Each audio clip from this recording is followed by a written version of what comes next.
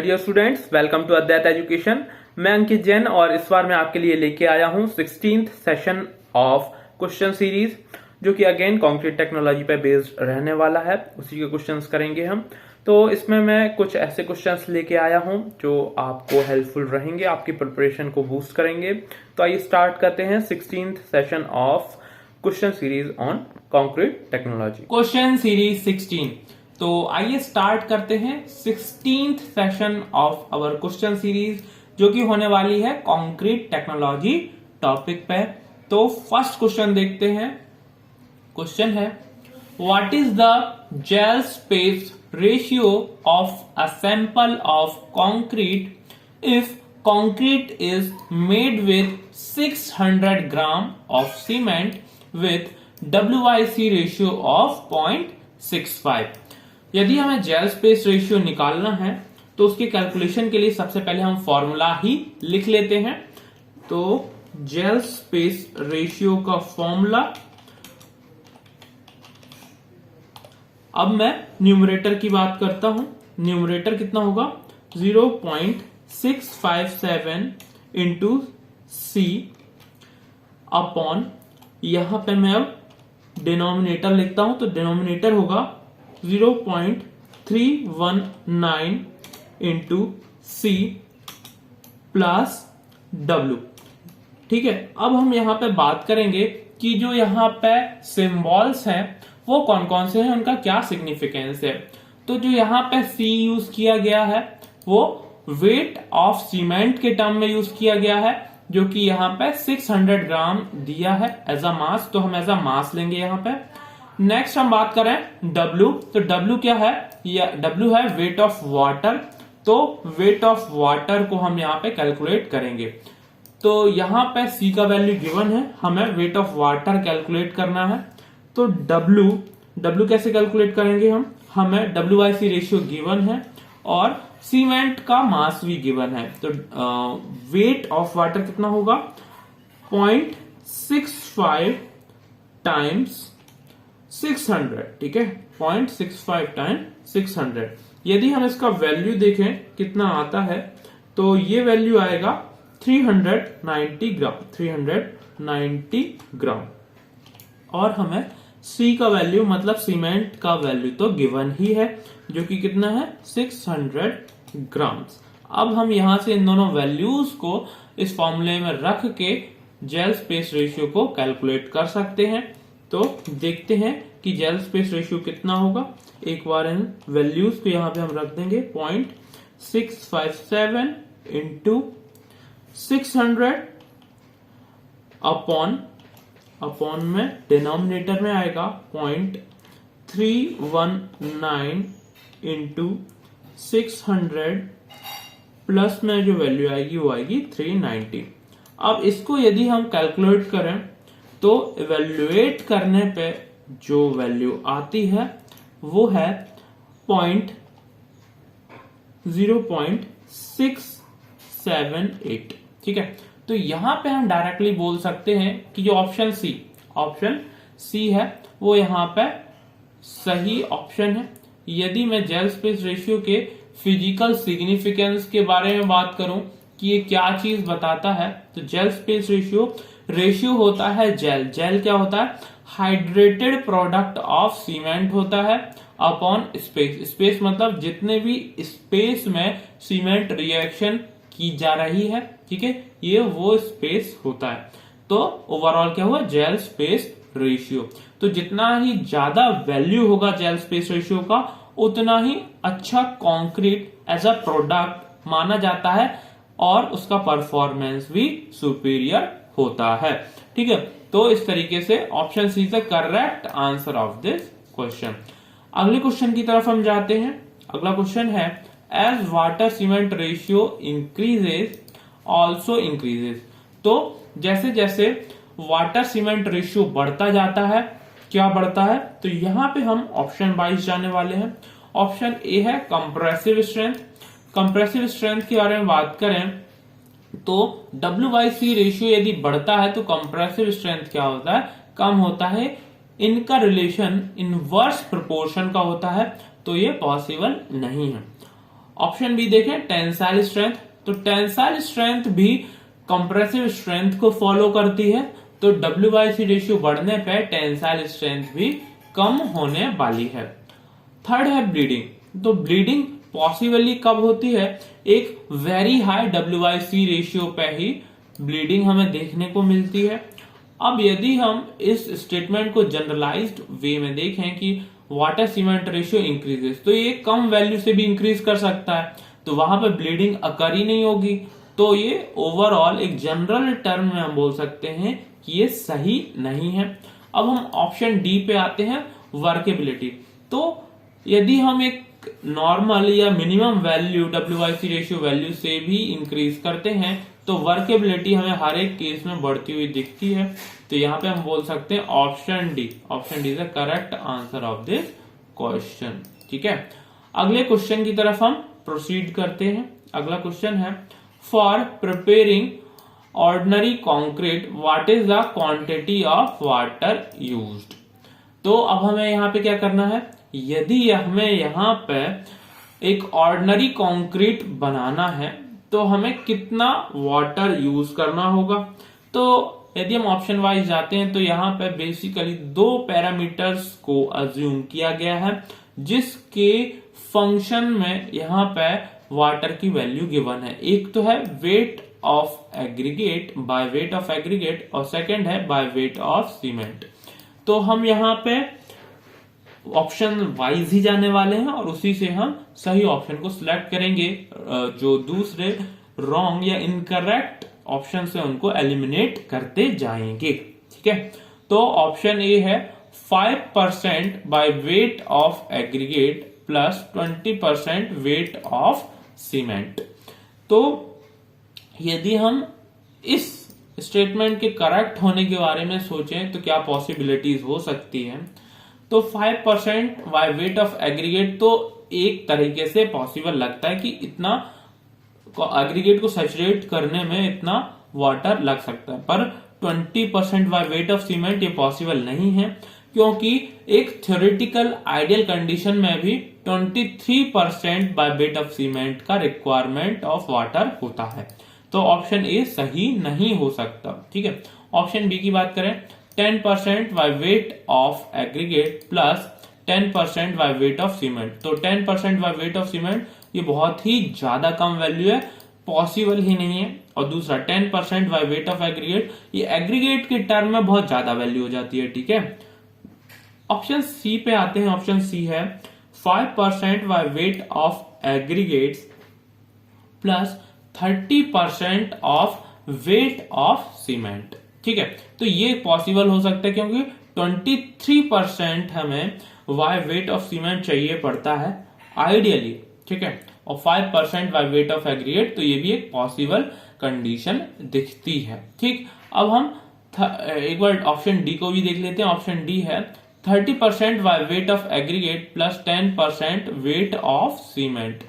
तो 30% by weight of aggregate ये बहुत ज्यादा वैल्यू है, इम्प्रैक्टिकल वैल्यू है एग्रीगेट के लिए, और 10% बाय वेट ऑफ सीमेंट तो ये भी इम्प्रैक्टिकल वैल्यू है। यहां पे हम ऑप्शन सी बोल सकते हैं कि मोस्ट अप्रोप्रिएट आंसर होगा। ठीक है ना, option C is the correct answer of this question. ठीक, अगले क्वेश्चन पे आते हैं। अगला क्वेश्चन है, CRRI charts are used for or used to obtain a relationship between strength of concrete and।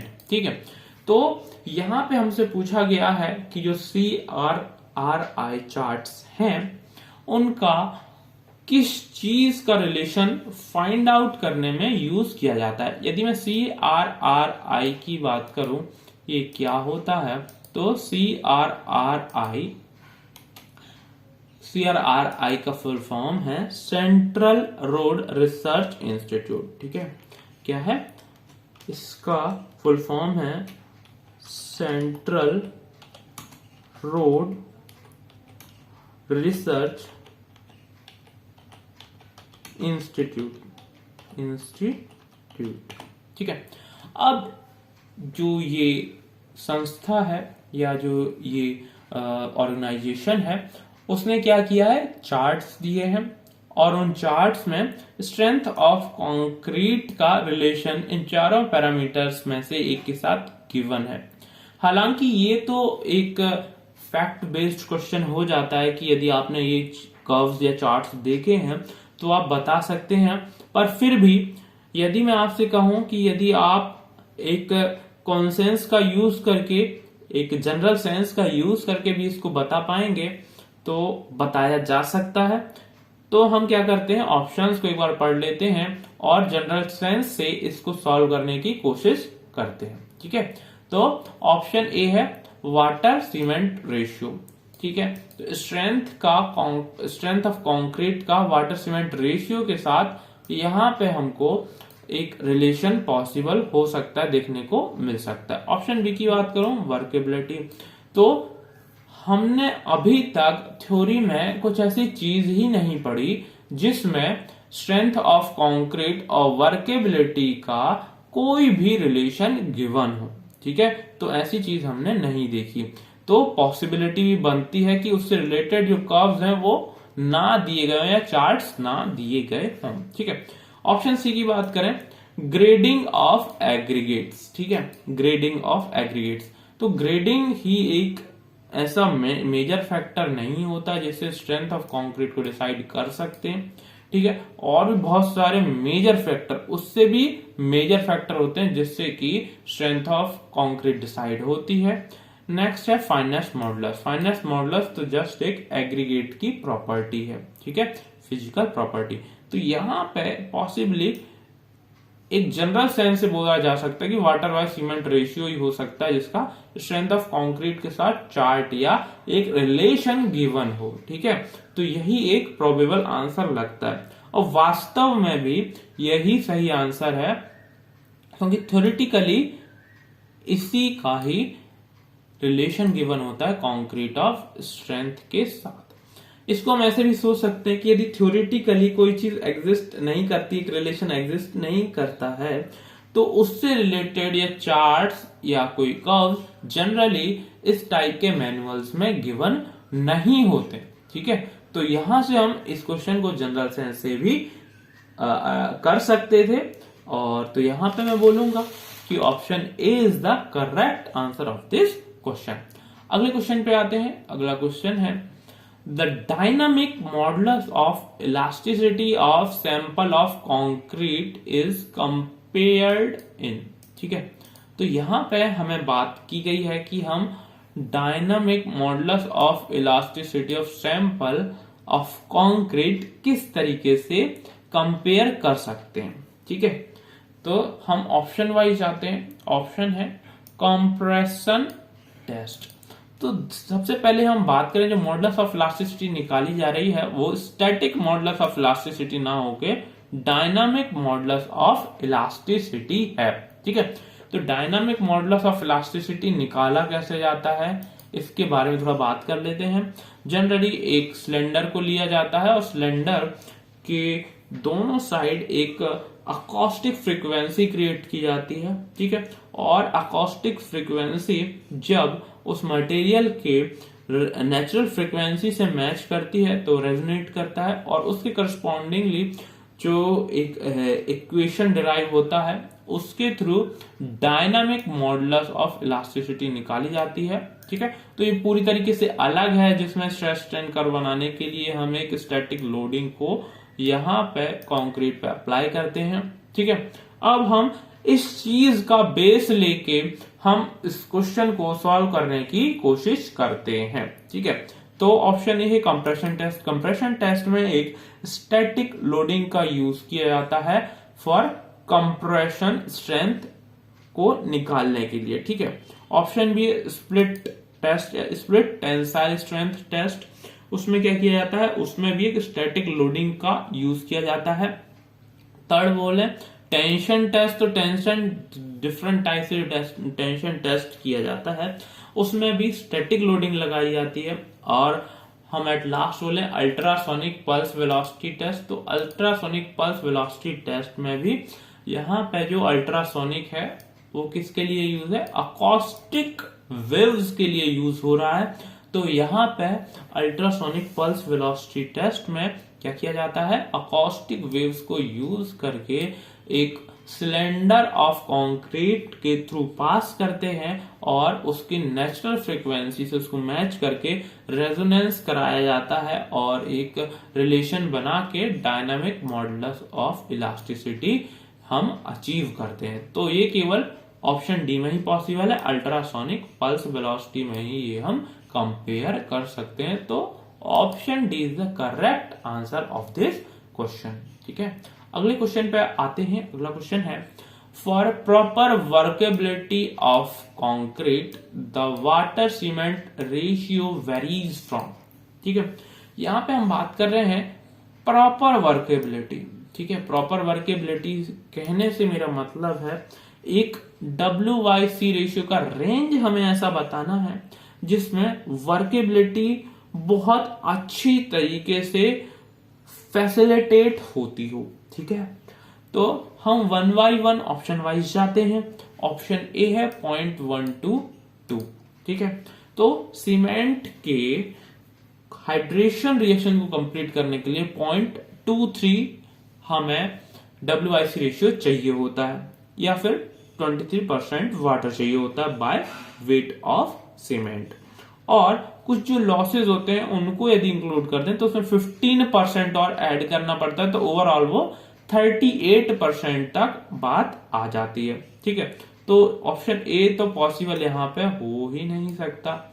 Option B की बात करें तो ऑप्शन बी में भी 0.2 से 0.4 रेशियो तक ये वैल्यू एक्सीड कर रही है, पर यहां तक भी हमें पता 0.38 जो WIC रेशियो वहां से एक प्रॉपर वर्केबिलिटी आना चालू होती है, जो कि आगे एक रेशियो तक जाती है। तो ऑप्शन सी है 0.4 से 0.6।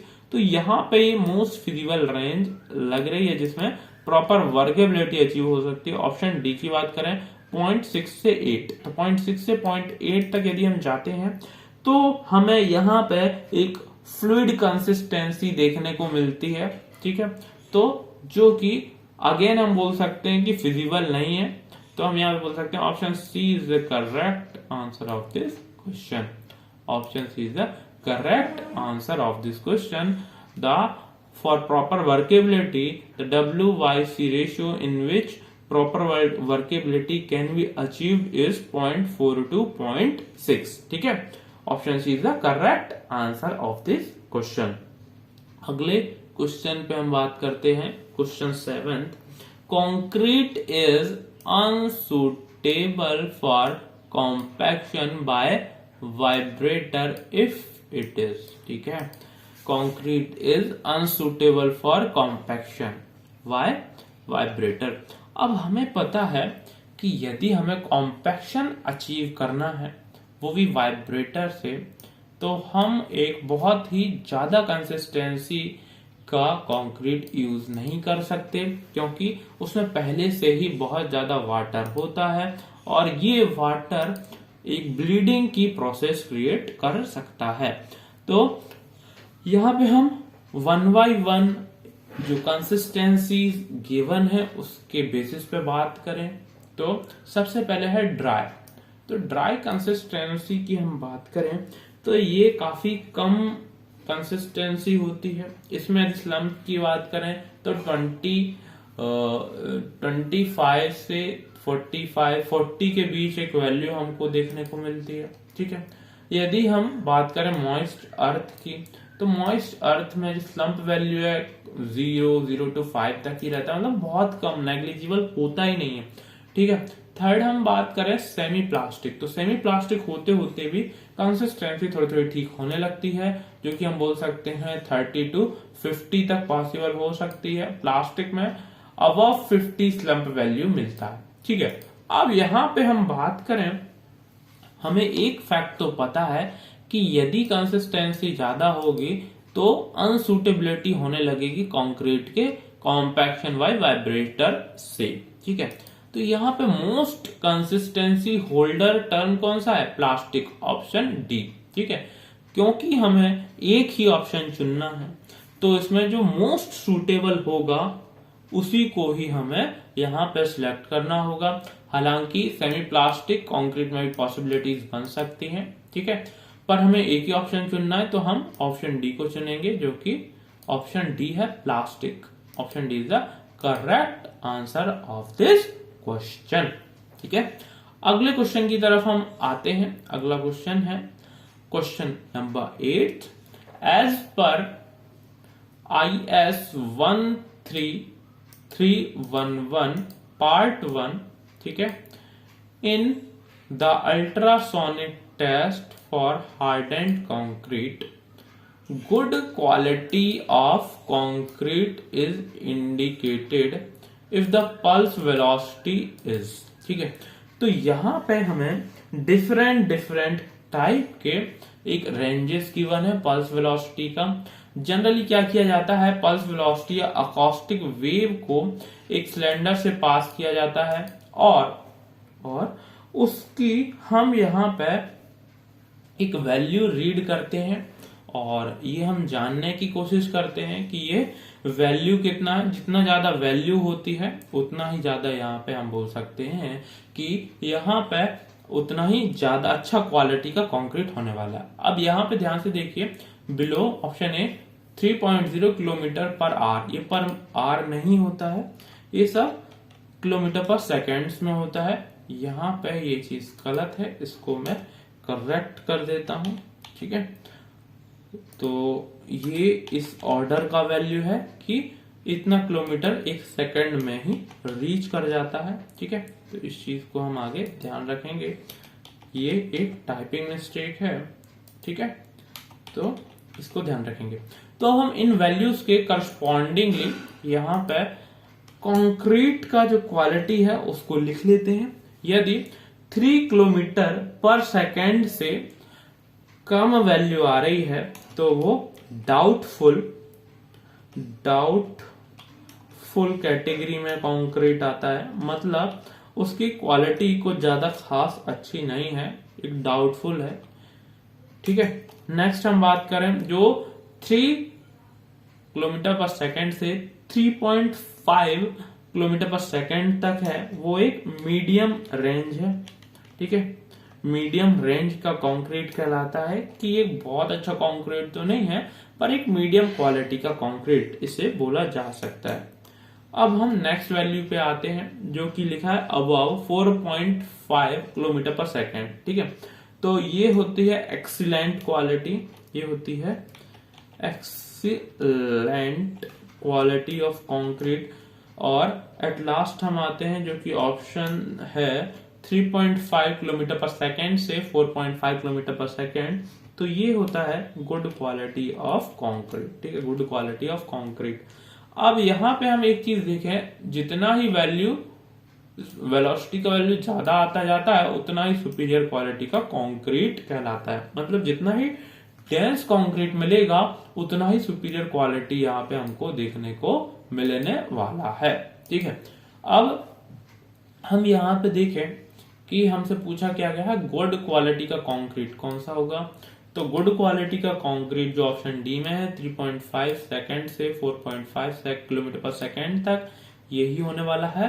तो हम बोल सकते हैं option D is the correct answer of this question. Option D is the correct answer of this question. अगले क्वेश्चन पे आते हैं। अगला क्वेश्चन है compaction of concrete helps in, ठीक है।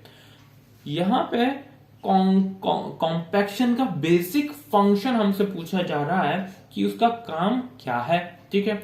तो हम ऑप्शन वाइज जाते हैं और सिलेक्ट करने की कोशिश करते हैं कि कौन सा यहाँ पे सही होगा, ठीक है। ऑप्शन ए है सेग्रीगेशन ऑफ एग्रीगेट। तो हमें पता है कि यदि हम कॉम्पैक्शन करते हैं तो जितना भी वॉइड्स है वो मिनिमाइज हो जाते हैं, क्योंकि उनको बीच में जो स्पेसेस है वो मिलता है और वो एक कम वॉल्यूम में ही क्या हो जाते हैं, एक अपना वॉल्यूम अकर करते हैं, ठीक है। तो सेग्रीगेशन होने की पॉसिबिलिटी नहीं है। सेग्रीगेशन उस केस में पॉसिबल है या ब्लीडिंग उस केस में पॉसिबल है जहां पे बहुत ही ज्यादा वाटर वहां पे हो। तो इन जनरल एक एक्सेप्शनल कंडीशन है, तो इन जनरल कॉम्पैक्शन को ये नहीं बोला जा सकता, ठीक है। ऑप्शन बी देखें तो रिमूवल ऑफ एक्सेस वाटर, तो रिमूवल ऑफ एक्सेस वाटर नहीं होता है। जब एक्सेस वाटर ये बहुत ही ज्यादा अमाउंट में वाटर होता है तब उसका रिमूवल हो सकता है, उसकी ब्लीडिंग पॉसिबल है। तो ये इसका बेसिक फंक्शन नहीं है। ऑप्शन सी है इंक्रीज ऑफ डेंसिटी। तो बिल्कुल इसका फंक्शन है वॉइड्स को कम करना, ओवरऑल डेंसिटी इंक्रीज करना कंक्रीट की। ठीक है, ऑप्शन डी की बात करें, addition of required air voids. ठीक है, तो एयर वॉइड्स का वो जो है एडिशन नहीं होता, उसका रिमूवल होता है। तो यहां पे हम बोल सकते हैं option C is the correct answer, increase the density of concrete. ठीक है, कॉम्पैक्शन क्या करता है, कंक्रीट की डेंसिटी बढ़ाने में हेल्प करता है। ठीक है, अब हम लास्ट क्वेश्चन पे आते हैं, 10th क्वेश्चन पे आते हैं। 10th क्वेश्चन है, while compacting the concrete by mechanical vibrator slump should not exceed। ठीक है, तो यहां पे हमें अगेन जो बात जैसे हमने लास्ट क्वेश्चन में की थी कि हम कॉम्पैक्शन करते हैं और वाटर बाय सीमेंट रेशियो या वाटर कंटेंट जो है ज्यादा अमाउंट में होता है, तब एक पॉसिबिलिटी हो सकती है कि वहां पे ब्लीडिंग हो। तो ये एक हायर कंसिस्टेंसी के कंक्रीट में ही पॉसिबिलिटी बन सकती है। ठीक है, तो यहां पे हम बात करें कि वो वर्केबिलिटी पूछी गई है कि स्लम्प के टर्म में किससे ज्यादा नहीं होना चाहिए जब तक हम वाइब्रेटर यूज कर रहे हैं। तो ठीक है, उससे ज्यादा होगा तो वाटर ज्यादा होगा, कंसिस्टेंसी ज्यादा होगी और ब्लीडिंग की पॉसिबिलिटीज बन सकती हैं। ठीक है, तो अब हम यहाँ पे बात करेंगे कि ये कौन सा वैल्यू हो सकता है। तो हमें पता है कि 5 तरीके का हम इन जनरली जो आईएस कोड में एक डिफाइंड कंसिस्टेंसी है वो होती है। पहला होती है मॉइस्चर जिसमें एक 0 स्लम्प आता है। दूसरा एक वेरी ड्राई कंसिस्टेंसी होती है जिसमें 0 से 25 mm तक का स्लम्प हमको देखने को मिलता है, जहां पे वेरी ड्राई नाम से ही पॉसिबल है कि यहाँ पे हमें बिल्कुल भी एक वाटर एक्सेस में नहीं मिलने वाला है।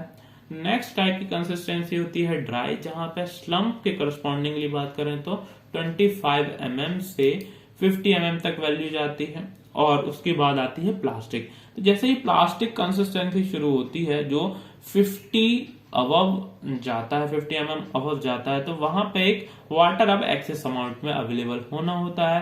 तो यहीं से ही हम कंसिडर करते हैं कि ये एक पॉसिबिलिटी हम इसको एक्सक्लूड करना चाहते हैं कि ये हम इंक्लूड ना करें। तो हम बोल सकते हैं कि ऑप्शन बी, यहाँ पे स्लम्प 5 सेंटीमीटर या 50 mm से ज्यादा नहीं होना चाहिए। Option B is the correct answer of this question. ठीक है ना, तो इसी तरह मैं आपके लिए नए नए क्वेश्चंस लाता रहूंगा, जो कुछ कंसेप्चुअल फैक्चुअल क्वेश्चंस होंगे और जो आपके प्रिपरेशन को बूस्ट करेंगे। तो thank you for watching this video. Good luck, good bye.